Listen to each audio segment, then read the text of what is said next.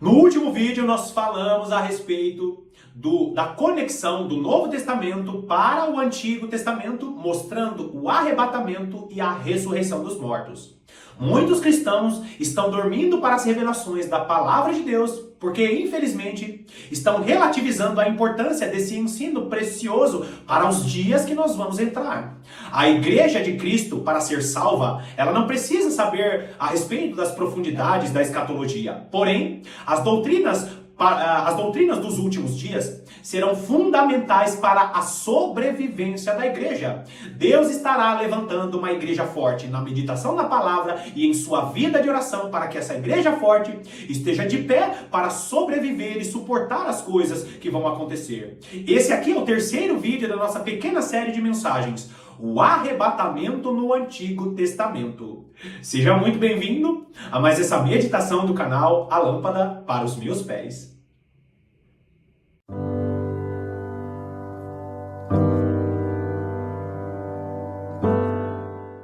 É importantíssimo que você assista aos 2 vídeos anteriores para entender a base que eu estou dando para você compreender que os textos que eu estou citando são textos falando da igreja dos últimos dias.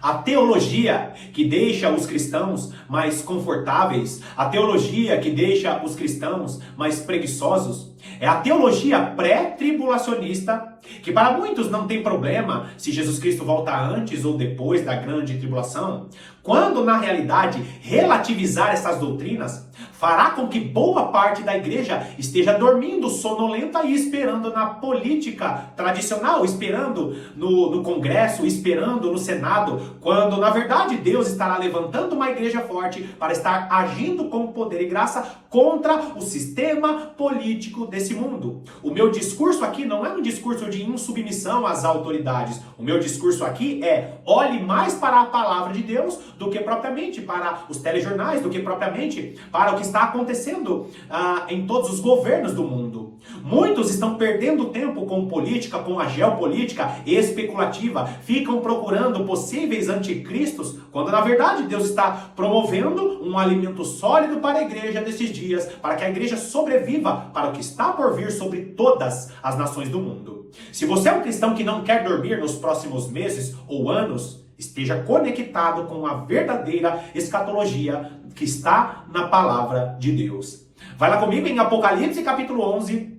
Apocalipse capítulo 11, nós vamos ler apenas o versículo 11 e depois nós vamos para Ezequiel 37. Apocalipse capítulo 11, versículo 11 diz assim: mas, depois dos 3 dias e meio, um espírito de vida vindo da parte de Deus neles penetrou, e eles se ergueram sobre os pés, e aqueles que os viram, sobreveio grande medo. No vídeo anterior, eu finalizei o vídeo com esse versículo aqui, que é o que, queridos? Esse é um relato a respeito da ressurreição dos mortos, e esse é um relato, e nós vamos ver no versículo seguinte o relato do arrebatamento. Eu acabei de mostrar para você as 2 testemunhas que estão morrendo na praça da grande cidade. Não é lhes permitido ser sepultados, eles não podem ser sepultados, e ali o que acontece? Vem um espírito de vida e penetra neles. Grava bem isso: um espírito de vida vindo da parte de Deus neles penetrou. O versículo 12, que é o versículo seguinte, está tratando do quê? Do arrebatamento. Grava bem isso: o versículo 11, ressurreição dos mortos. O versículo 12 é o arrebatamento, mas está codificado. É por isso que você precisa conectar com o Antigo Testamento. Versículo 12. E as 2 testemunhas ouviram grande voz. Opa! Voz de trombeta. Alarido. Lembra? O que é um alarido? É o toque arrebate. É o anúncio para a guerra. O que é a última trombeta? É o exército do Senhor sendo desperto. Para quê, queridos? Para a grande batalha do Armagedon, antes que Jesus Cristo governe sobre as nações. Então o texto diz: e as 2 testemunhas ouviram grande voz vinda do céu, dizendo-lhes: subi para aqui. O que é subir para aqui? O arrebatamento. Primeiro o espírito de vida penetra sobre eles e eles se colocam sobre os pés, ou seja, a ressurreição dos mortos. Agora o versículo 12, O Senhor, em sua vinda, arrebata a igreja. A ressurreição dos mortos acontece primeiro e depois o arrebatamento. O Espírito de vida e a voz vinda do céu, dizendo-lhes, subi para aqui, e subiram ao céu numa nuvem, e os seus inimigos as contemplaram. O que está acontecendo? Os inimigos contemplando a igreja de Cristo, ressuscitando a vinda do Senhor e o arrebatamento. Agora, todo olho verá a vinda de Jesus. Eu repeti esses 2 versículos aqui para você voltar lá comigo em Ezequiel. Vai lá comigo. Ezequiel capítulo 37. Ezequiel capítulo 37 nós começamos. Ezequiel capítulo 37 no vídeo anterior. Eu não vou ler de novo dos versículos 1 a 4. Dos versículos 1 a 4. Assista ao vídeo anterior. Acompanhe as revelações do vídeo anterior. É importantíssimo que você acompanhe o vídeo anterior e siga conosco nessa meditação. Nós vamos ler hoje a partir do versículo 8. Ezequiel capítulo 37, a partir do versículo 8. O profeta Ezequiel, sendo chamado de o filho do homem, profetiza sobre esse vale de ossos secos. E o texto segue. Versículo 8. Olhei, e eis que havia tendões sobre eles, e cresceram as carnes, e se estendeu a pele sobre eles, mas não havia neles o espírito. Opa, peraí. Começa a acontecer o quê? A ressurreição dos mortos. E grava bem isso, queridos. Ressurreição dos mortos não é receber um corpo novo. Ressurreição dos mortos é Deus pegar esse corpo seu aí e transformar essa incorruptibilidade, toda essa falibilidade, toda essa fraqueza em incorruptibilidade. Por isso que acontece primeiro a ressurreição dos mortos e depois a transformação dos nossos corpos. O que acontece em um piscar de olhos? A transformação dos nossos corpos. Continua lendo o texto. Olhei, e eis que haviam tendões sobre eles, e cresceram as carnes, e se estendeu a pele sobre eles, mas não havia neles espírito. Continua lendo o texto. Então ele me disse, profetiza ao Espírito. Profetiza, ó Filho do Homem. Ezequiel sendo chamado de o Filho do Homem. Uma referência ao Filho do Homem que viria com autoridade sobre a morte para ressuscitar os mortos. Profetiza, ó Filho do Homem, e diz-lhe, assim diz o Senhor Deus, vem dos 4 ventos, ó Espírito, e assopra sobre estes mortos, para que vivam. Ele lançou a palavra. E olha o versículo 10. Profetizei como ele me ordenara. E o Espírito entrou neles. E viveram e se puseram em pé. Um exército sobremodo numeroso. Agora olha só, queridos, que importante isso aqui. O exército numeroso que ressuscitou dos mortos. Como que eu tenho certeza que a igreja... Como que eu tenho certeza que esse texto está falando da igreja? Fica até o final do vídeo, porque você vai ver como é importante a revelação das 2 casas de Israel para esse texto aqui. Esse exército numeroso que você está vendo aí no versículo 10, qual que é o exército numeroso? Ou esse exército sobremodo numeroso? É aquele mesmo exército numeroso, poderoso de Joel capítulo 2. Aqueles que assaltam casas, aqueles que pulam montes. Depois lê lá, Joel capítulo 2 está falando o quê? Sobre o momento do toque de trombetas no monte Sião. Tocai a trombeta em Sião, no meu santo monte. Dai voz de rebate no meu santo monte. E ali fala o quê? Sobre o exército numeroso, o exército do Senhor, de Joel capítulo 2. É esse mesmo exército. Só que em Joel capítulo 2, eles já ressuscitaram. Estão voltando com Jesus após o toque da trombeta, após a ressurreição dos mortos. Continua lendo o texto aqui. Um exército sobremodo numeroso. E eles viveram, se puseram em pé. E presta atenção nisso. Versículo de número 11. Então me disse, filho do homem, estes ossos são toda a casa de Israel. Eis que dizem, os nossos ossos se secaram e pereceu a nossa esperança. Estamos de todo exterminados. Nós vamos ver relatos no livro de Apocalipse que até a própria igreja que morreu está diante do Senhor dizendo, Senhor, o Senhor não está vendo a igreja sendo perseguida? Depois eu vou deixar a referência aqui, se eu não me engano, é no 5º selo. A igreja dando a referência dizendo, Senhor, o Senhor não está vendo, os seus servos estão morrendo, até quando, Senhor? O Senhor vai permitir que essas coisas aconteçam. É a profecia de Abacuque, queridos. Abacuque profetizou a invasão da Babilônia, só que o que Abacuque viveu, o que Abacuque profetizou, aqueles momentos da Babilônia vai voltar a acontecer. A igreja, como Abacuque, estará dizendo: Senhor, estou gritando violência, o Senhor não está vendo? A profecia do quinto selo, que é justamente aqueles dizendo para o Senhor não está vendo? E o Senhor diz: ainda precisa se completar o número de mártires. Eu vou fazer justiça, mas ainda vai se completar o número de mártires. Ou seja, existem mártires designados, por quê? Porque eles vão estar com esse discurso desse versículo 11, dizendo: pereceu a nossa esperança, estamos de todo exterminados. A igreja que estará sendo perseguida, e quando ela estiver pensando que o Senhor não estará com ela, o que vai acontecer? Continua lendo o texto. Portanto, profetiza e diz-lhes: assim diz o Senhor Deus: eis que abrirei a vossa sepultura, e vos farei sair dela, ó povo meu, e vos trarei à terra de Israel. Olha, informações importantíssimas aqui. Primeiro, queridos, não precisa ser um grande intérprete da palavra de Deus para entender o que significa. E eu abrirei a sepultura. O que ele está dizendo? Eis que abrirei a vossa sepultura e vos farei sair dela. Claramente mostrando. Ele leva o profeta Ezequiel para o vale de ossos secos e ele mostra para ele: olha, vai chegar o momento que toda a casa de Israel vai dizer: olha, pereceu a nossa força, nós estamos perecendo, nós estamos exterminados. E o Senhor estará testificando através de seu Espírito: eu vou tirar vocês da sepultura. Por quê, queridos? Porque para a igreja dos últimos dias será o mesmo sentimento que o apóstolo Paulo tinha, que é o quê? Viver é Cristo e morrer é lucro. A igreja que tinha alegria no início de toda a igreja primitiva, a igreja que tinha alegria de sofrer, de morrer por Cristo, a igreja dos últimos dias será revestida de tanto poder e de tanta autoridade, que a esperança da igreja vai ser a testificação do Espírito dizendo: vocês não vão perecer. Tenha alegria. O próprio Senhor Jesus diz: quando essas coisas estiverem acontecendo, erguei os vossos olhos, porque a vossa redenção se aproxima. É o momento em que a igreja estará triste, mas o Espírito do Senhor vai dizer: calma, a redenção está próxima. Vou tirar vocês da sepultura, e as portas do Hades e as portas do mundo dos mortos não prevalecerão contra a minha igreja. Eu acabei de mostrar para você o quê? A ressurreição dos mortos. A ressurreição dos mortos.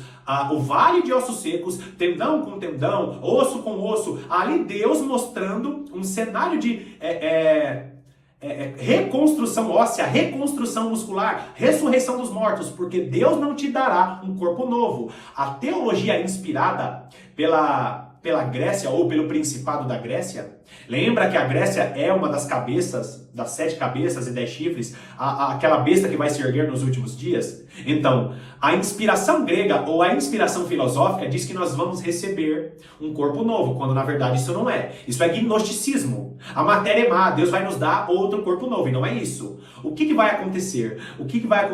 A igreja terá o seu corpo ressurreto. Deus vai fazer algo muito mais milagroso. Seria muito mais fácil para Deus nos dar um corpo novo, mas Ele não vai fazer isso. Ele vai fazer algo muito mais glorioso, que é o quê? Ressuscitar isso que é corruptível. Aí Ele sopra o Espírito de vida, e isso que é corruptível se revestirá da incorruptibilidade, queridos. Então, eu estou mostrando para você, nesse versículo 12, o quê? A sepultura, abrirei a vossa sepultura, ressurreição dos mortos. E se você assistiu os vídeos anteriores, você viu, não existe desconexão. Arrebatamento acontece junto com ressurreição dos mortos.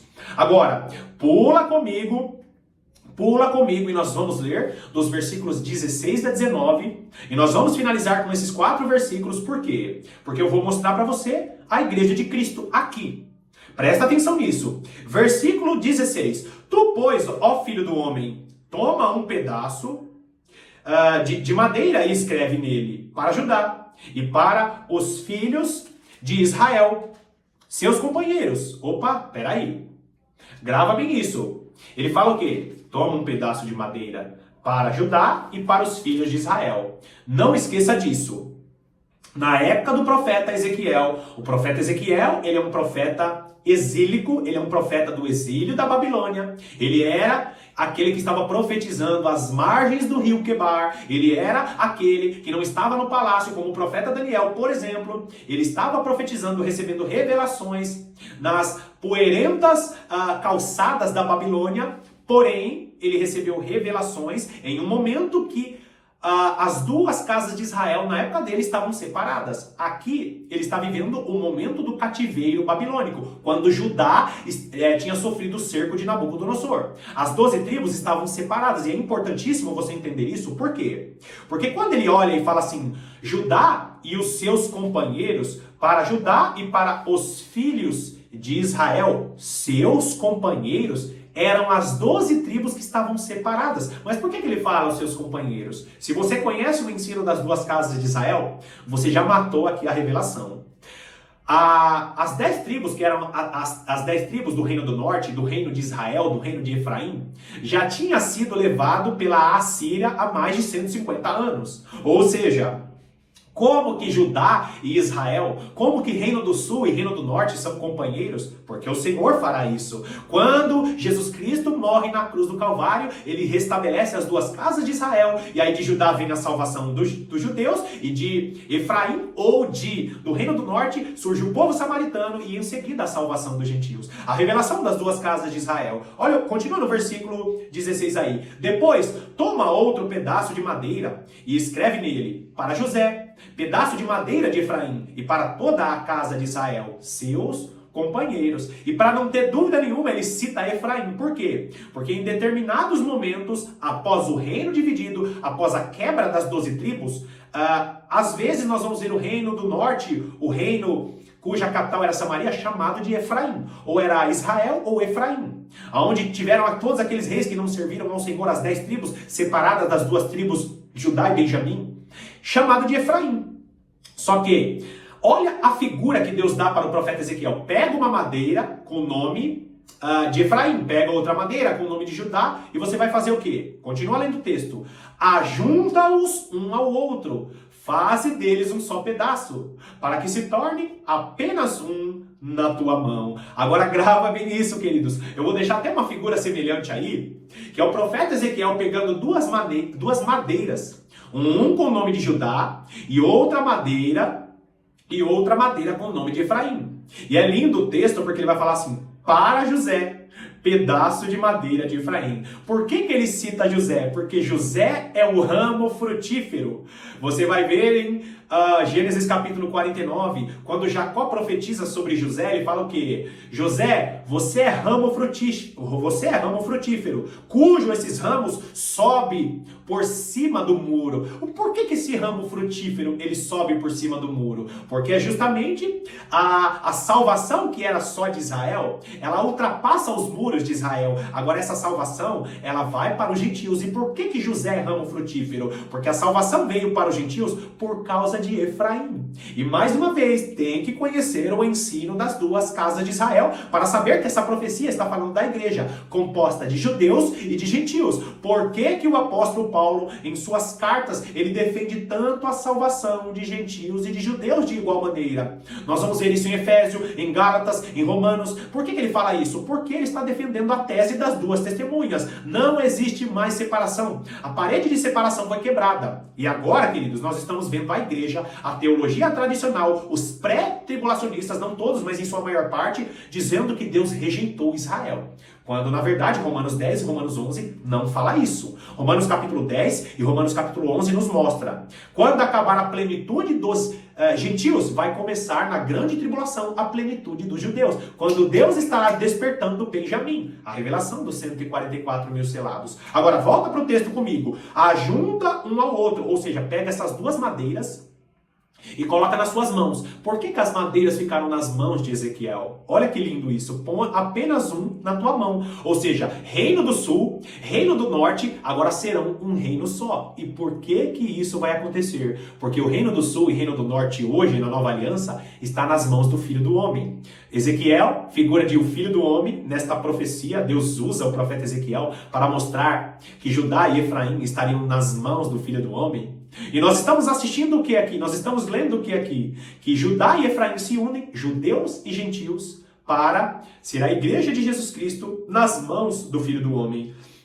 É por isso que as duas testemunhas de Apocalipse capítulo 11 descendem do reino de Judá e descendem do reino de Efraim, que futuramente se tornou ali as duas casas de Israel. Eu vou dar uma colher de chá, eu não ia fazer isso. Eu vou colocar aí na tela para você que não conhece o ensino das duas casas de Israel. Eu vou deixar só um cheirinho para você entender como é fundamental conhecer o ensino das duas casas de Israel. O ensino das duas casas de Israel desbloqueia profecias. Esse texto de Ezequiel capítulo 37 não é um texto devocional, é uma profecia para os últimos dias. Então, você está olhando de um lado a salvação dos judeus vinda do reino de Judá, e do outro lado, você está vendo Efraim, reino do norte. Daqui saiu a salvação, surgiu o povo samaritano e saiu também a salvação dos gentios. É por isso que nós vamos ver Jesus Cristo interagindo com muitos samaritanos. Por quê? Porque daqui que saiu a salvação dos gentios. Mais uma vez, queridos, para entender quem são as duas testemunhas de Apocalipse capítulo 11, de Zacarias capítulo 4, você precisa saber. Você precisa conhecer o ensino das duas casas de Israel. Assista os vídeos cujos links eu deixo na descrição. Agora vamos finalizar esse versículo, vamos para o versículo 18. Quando te falarem os filhos do teu povo, dizendo, não nos revelarás o que significa estas coisas? Olha uma pergunta. Porque chegará um tempo em que as pessoas vão querer saber a respeito disso. E eu e você, pela misericórdia de Deus, somos privilegiados a saber essas revelações. Olha o versículo 19. Tu lhes dirás, assim diz o Senhor Deus, eis que tomarei o pedaço de madeira de José, o ramo frutífero. Lembra que a salvação bifurca para os gentios, por isso que ele é o ramo frutífero. Eis, assim diz o Senhor, eis que tomarei o pedaço de madeira de José, que esteve na mão de Efraim e das tribos de Israel, suas companheiras, e o ajuntarei ao pedaço de Judá, e farei deles um só pedaço, e se tornarão apenas um na minha mão. O que está dizendo? O que está dizendo isso, queridos? Está dizendo a respeito da salvação de judeus e de gentios. A ressurreição dos mortos vai acontecer quando as duas casas de Israel, quando judeus e gentios estiverem em sua plenitude. Por quê? Porque primeiro acontece a plenitude dos gentios, lembra? Isso vai acontecer segundo Romanos capítulo 11. Tem que acontecer a plenitude dos gentios, tem que acontecer o tempo dos gentios. E aí quando começa a grande tribulação, acaba a plenitude dos gentios. E aí começa a plenitude dos judeus. Por quê? Porque Deus vai salvar muitos judeus na grande tribulação. E mais uma vez, eu preciso que você assista outro vídeo, outra série de vídeos, que é o quê? A doutrina dos 144 mil selados, para você saber quem é Benjamim. Benjamim é a tribo que representa a plenitude dos judeus. Então, queridos, vai chegar um tempo em que Deus unirá os judeus e os gentios, que serão as duas testemunhas que estarão agindo com poder e autoridade na grande tribulação.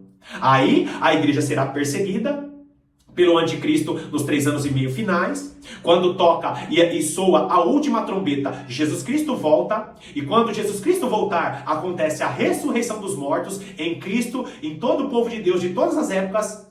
Todos aqueles que tiveram uma aliança com Deus ressuscitarão. Aqueles que estiverem vivos vão ser arrebatados juntamente com esses que ressuscitaram dos mortos, e juntamente com eles seremos arrebatados e estaremos com o Senhor para sempre. Para sempre como? Para sempre em glória, não é para sempre no céu. Porque a igreja volta com Cristo e em vídeos futuros estarei falando a respeito disso.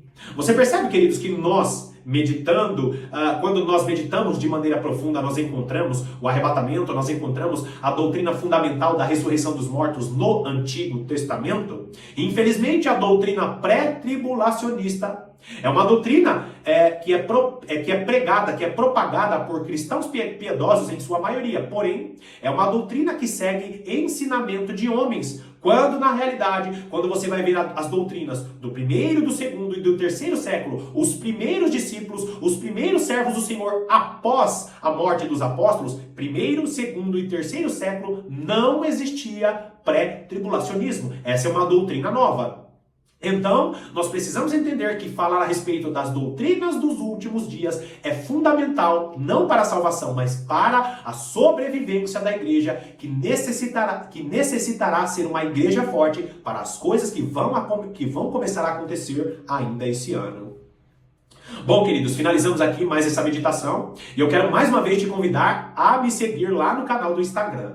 O canal do Instagram, A Lâmpada para os Meus Pés. Não é um canal diretamente de estudos, porém é um canal direto em que nós podemos continuar as meditações através das mensagens, né? Através das mensagens particulares, e também você pode me seguir lá e me incentivar nos trabalhos que eu faço lá. O canal é no Instagram, A Lâmpada para os Meus Pés.